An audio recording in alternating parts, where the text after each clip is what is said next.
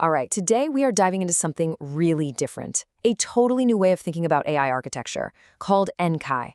And trust me, it's built on a philosophy that's going to flip a lot of what you think you know about AI right on its head.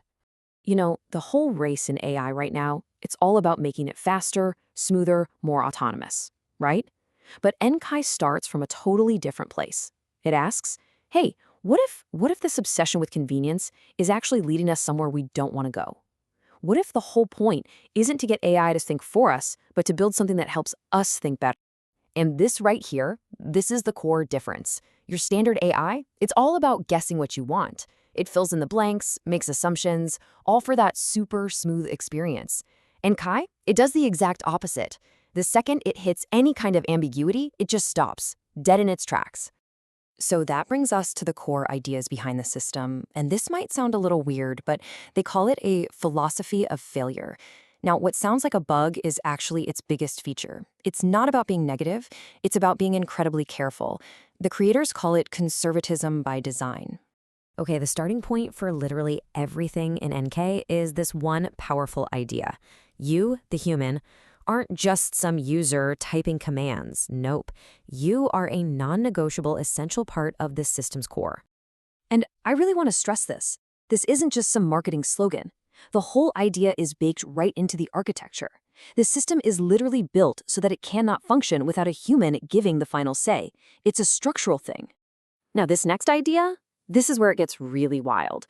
Most systems, right, they're designed to avoid failure no matter what. NKAI says, hold on, a clean, documented failure is way, way better than taking a wild guess. It sees ambiguity as the real enemy. That's the little crack where all the bad stuff gets in. So you might be thinking, wouldn't using this be kind of annoying? And yeah, maybe. It's going to feel a little rigid. It's going to ask you for clarification all the time. But that friction, that little pause, that's the whole point. That's the system showing you, hey, you're still the one in charge here. Okay, so how do you actually build something like this? How does it work?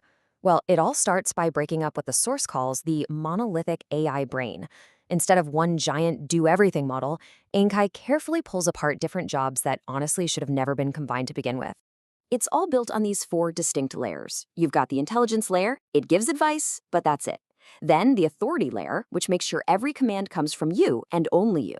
Third is memory, which is basically a perfect, unchangeable record. And last, the execution layer, which actually does things, but only under super strict supervision. And the thing that connects all these layers is a crucial piece called Termi. Just think of it like a traffic cop. A really, really simple one. It has zero intelligence, zero authority. Its only job is to enforce the rules, making sure everything stops and gets checked by you before it moves on. And get this, its power comes from the fact that it's completely powerless. It can't make decisions. Okay, that's all the theory, but let's see how this actually plays out in the real world. This is where you'll really see the night and day difference between NKAI and, well, everything else. So imagine you say this to your AI assistant. It seems like a totally normal thing to ask, right? Something anyone might say. But if you think about it, this command is just packed with dangerous ambiguity. A standard AI? It just goes for it. It'll use some hidden black box logic to figure out what a good deal means, and then it just acts. Sure, it's convenient, but you've just handed over all your control. You have zero sovereignty. NKAI, though, it slams on the brakes. It flags that command as fatally ambiguous and stops everything. So instead of acting, NKAI, through that Termi interface, comes back to you with questions. It forces you to be specific, to be deliberate. It absolutely refuses to guess when it comes to your money or your data. The AI can give you options, but it can never, ever guess what you're going to authorize. And this is so, so important. Stop is the default.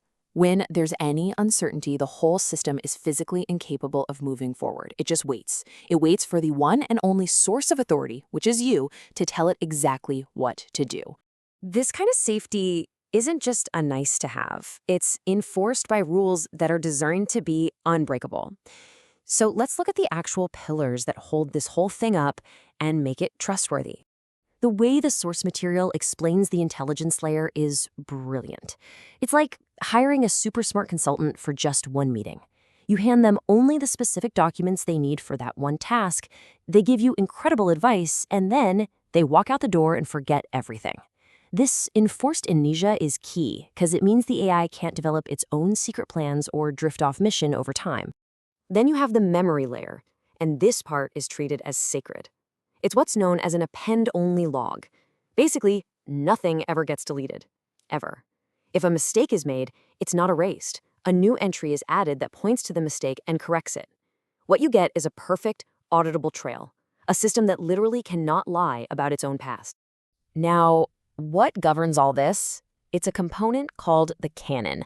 The best way to think about it is like the system's constitution. It's a sealed, unchangeable rulebook. And because it's versioned, you can always go back and check a past decision against the exact rules that were in effect at that moment. That's what real accountability looks like. And last but not least, there's the ultimate failsafe, the Guardians. You never see these. They're a deep-down enforcement layer. Their only job, 24/7, is to watch the whole system and make absolutely sure that the core rules, especially that sacred line between your authority and the machines, are never, ever crossed. So when you put all these pieces together, what do you get? You get this huge shift in thinking. The goal isn't autonomy, where the machine just does stuff for you. The goal is sovereignty, where the machine makes you more capable of doing things for yourself. This quote right here really captures the soul of the Enkai project. It's all about flipping the script on our relationship with the tech that is learning about us every single second of every day. Let's be honest, most AI today is what you'd call extractive. It learns over you, usually to help some companies' bottom line, which might not be what's best for you. This sovereign model, it's designed from the ground up to learn with you and work only for you, period. And that really leaves us with a big question to think about, doesn't it?